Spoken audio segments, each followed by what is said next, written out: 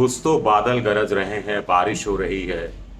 ये समय तो किसानों का खेतों में रहने का है, लेकिन किसान सड़कों पर क्या कर रहे हैं? पिछले 1 साल से किसान सड़कों पर क्या कर रहे हैं? पिछले 10 महीनों से सर किसान धरने पर अलग-अलग जगह दिल्ली बॉर्डर पर, सिंघू बॉर्डर पर, टीकरी बॉर्डर पर, गाजीपुर बॉर्डर पर, शाहजहाँपुर बॉर्डर पर क्यों बैठे हुए हैं? क्या किसान एक नया रिकॉर्ड आंदोलन का बना रहे हैं? रिकॉर्ड पर record, Guinness book of world record में नाम चाह रहे हैं? या फिर सरकार ऐसा मौका क्यों किसानों को दे रही है?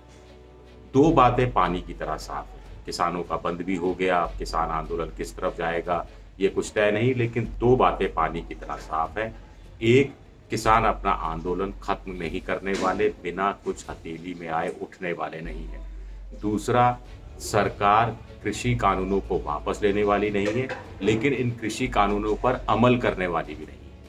यानी ये कृषि कानून ठंडे बस्ते में चले जाएंगे, कम से कम 2024 के अगले लोकसभा चुनाव तक। उसके बाद जो भी होगा, नई सरकार आएगी, यही सरकार रिपीट होगी, तब देखा जाएगा। लेकिन अब हिचक ये है कि टूटती नहीं है। सरकार ये कह नहीं पा रही कि ठीक है, आप घर चले जाइए, हम नई कानूनों पर अमल करेंगे। किसानों को भी ये बात सरकार से नहीं कही जा रही कि आप 18 महीने आप कह रहे हैं कि किसानों कानूनों पर अमल नहीं करेंगे, 18 महीने की आप यानी 1.5 साल के 2 साल कर लीजिए, 2.5 साल कर लीजिए, हम उठ के चले जाएंगे। बात ऐसे बन जाएगी 2024 में, मतलब अप्रैल मई में चुनाव है, तो 1 साल पहले से ही करीब करीब चुनाव का साल शुरू हो जाता है। 6-8 महीने पहले तो हर लहजे से हो जाता है। तो कुल मिलाकर आज की तारीख जो सितंबर जा रहा है 2021 का, तो 2022 का सितंबर और उसके बाद 3-4 महीने और, कुल मिलाकर 1.25 साल ही तो है। लेकिन ये कोई समस्या का समाधान है क्या कि हाशिए के नीचे डाल दो चीजें? एक उम्मीद बंध रही है सुप्रीम कोर्ट से, या यूं कहा जाए एक उम्मीद बंध रही थी सुप्रीम कोर्ट से, जो भी अब खत्म होती जा रही है। सुप्रीम कोर्ट ने कमेटी बनाई, 4 सदस्यों की कमेटी बनाई। एक सदस्य जो भारतीय किसान यूनियन के थे वो कमेटी में शामिल नहीं हुए। बाकी 3 सदस्यों ने अपनी रिपोर्ट 19 मार्च को सौंप दी, लेकिन सुप्रीम कोर्ट के पास वक्त ही नहीं है उस रिपोर्ट पर कोई कार्रवाई करने का, इस रिपोर्ट को सुनने का, उस रिपोर्ट का अध्ययन करने का। जबकि सुप्रीम कोर्ट ने कहा था कि हम किसानों की समस्या जानना चाहते हैं, हम देखना चाहते हैं कि आखिर इस क्या समस्या है, क्या प्रैक्टिकल प्रॉब्लम है और इनका प्रैक्टिकल सोल्यूशन क्या हो सकता है। सुप्रीम कोर्ट ने इस कदर गंभीर चिंता व्यक्त की थी। अब 19 मार्च से उसके पास रिपोर्ट है, लेकिन वक्त नहीं। एक सदस्य जो है अनिल गणपत, उन्होंने साफ साफ कह दिया कि सुप्रीम कोर्ट को जल्दी ये रिपोर्ट पर कार्रवाई करनी चाहिए, सुनना चाहिए, क्योंकि उन्होंने 85 किसान संगठनों से बात की है और रिपोर्ट में कुछ ऐसा है जो किसानों की समस्या का समाधान कर सकता है, कुछ प्रैक्टिकल हल सुझा सकता है। रिपोर्ट के आधार पर सुप्रीम कोर्ट अपनी कुछ सिफारिशें केंद्र सरकार से कर सकती है और केंद्र सरकार भी बड़ी खुशी खुशी इन सिफारिशों को मान लेगी, तो क्योंकि तब नाक नहीं कटेगी। तब सुप्रीम कोर्ट के आदेश या निर्देश या आग्रह या विनती या अनुग्रह या आग्रह के आधार पर हो रहा होगा। किसानों की जिद के सामने सरकार नहीं झुकेगी, अगर सरकार का इतना ही ईगो है। क्योंकि सरकार के साथ किसानों की बातचीत का अंतिम दौर 23 जनवरी के आसपास हुआ था। 12-13 दौर कुल मिलाकर हुए थे और उसके बाद से नया दौर ना तो हुआ है, ना होने की हाल फिलहाल में कोई संभावना दिखती है, और ना ही सरकार इसके लिए कोई उतावली नजर आती है। किसान भी उतावले नजर नहीं आते। तो ऐसे में फिर ये जो गतिरोध है ये टूटेगा कैसे? सरकार परेशान है, इसलिए सरकार ने बड़ी चालाकी से अमीर किसान और गरीब किसान, 2 किसानों के वर्ग तैयार कर दिए हैं। अब पश्चिमी उत्तर प्रदेश के जो गन्ना किसान है, करीब 45 लाख किसान, उनसे भी सरकार डरी हुई है। नहीं तो बंद से ठीक पहले जो एसएपी रेट गन्ना का है वो 315 रुपये से बढ़ाकर 350 रुपये क्यों किया जाता? कुल मिलाकर 25 रुपये बढ़ाया गया है अलग अलग कैटेगरी के हिसाब से।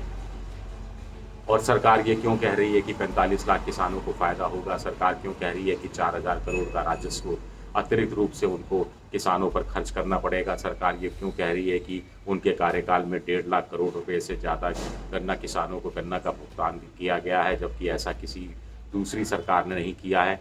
तो ये सरकार को ज़रूरत क्यों पड़ रही है? क्योंकि सरकार अच्छी तरह से जान रही है उत्तर प्रदेश का चुनाव सर पर है, उत्तर प्रदेश के ज़रिए 2024 का चुनाव भी होते हुए गुज़रता है।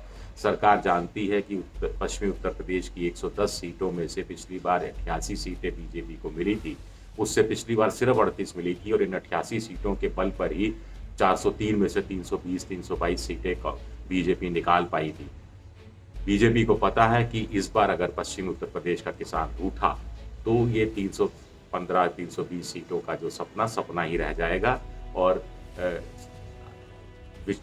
जीतना भी चाहती है हरियाणा के माफ कीजिएगा उत्तर प्रदेश में चुनाव बीजेपी और अपनी सीटों की संख्या भी बढ़ाना चाहती है ताकि उसके तत्काल बाद जो राष्ट्रपति चुनाव हो उसमें किसी तरह की दिक्कत उनके सामने नहीं आए। लेकिन फिर समाधान कैसे निकलेगा?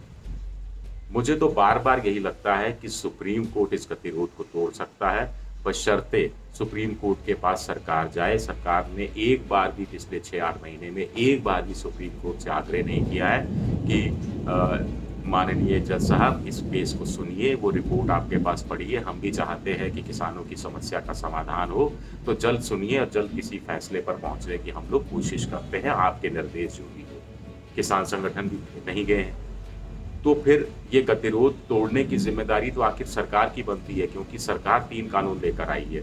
सरकार ने इससे पहले इतना इंटरैक्शन नहीं किया, यहाँ तक कि लोकसभा और राज्यसभा के अंदर स्टैंडिंग कमेटी या सेलेक्ट कमेटी को नहीं भेजा। अगर वहाँ ये सेलेक्ट कमेटी या स्टैंडिंग कमेटी को बिल भेज दिए जाते तो बहुत सारे संशोधन हो जाते, परिष्कृत हो जाता कानून बिल और किसानों को विरोध करने का भी बहुत ज़्यादा मौका नहीं मिल पाता या फिर विपक्ष को किसानों का साथ खड़े होने का इतना मौका नहीं मिल पाता, क्योंकि सरकार कहती भाई सेलेक्ट कमेटी में तो आप भी थे, स्टैंडिंग कमेटी में आप भी थे, आपने भी तो इस मुहर लगाई है एक तरह से, तो वो भी नहीं हुआ।